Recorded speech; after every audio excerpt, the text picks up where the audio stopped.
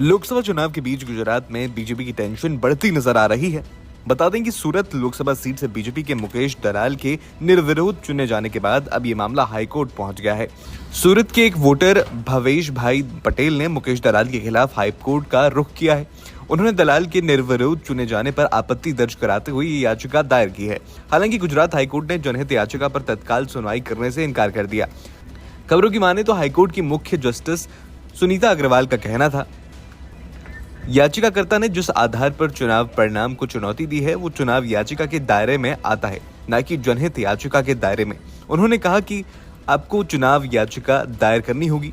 दरअसल मामले में हाईकोर्ट का कहना था कि कानून ये है कि अगर आप किसी भी उम्मीदवार के चुनाव के संबंध में याचिका दायर कर रहे हैं तो आपको PIL के बजाय चुनाव याचिका दायर करनी होगी, क्योंकि आप उस प्रक्रिया के दौरान जीते हुए उम्मीदवार की खामियों को बता सकते हैं, जिस वजह से आपको विजयी घोषित किया गया है।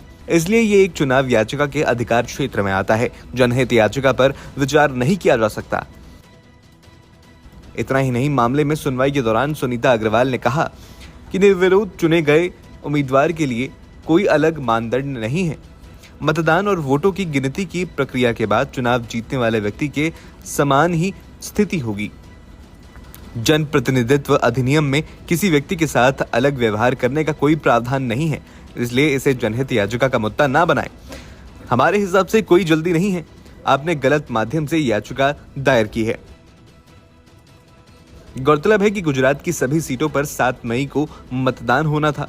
हालांकि सूरत सीट से बीजेपी के उम्मीदवार मुकेश दलाल को निर्विरोध चुन लिया गया। अब राज्य की 25 लोकसभा सीटों पर एक ही चरण में मतदान होना है। साल 2014-2019 के लोकसभा चुनावों में बीजेपी ने यहां की सभी 26 सीटों पर जीत हासिल की थी।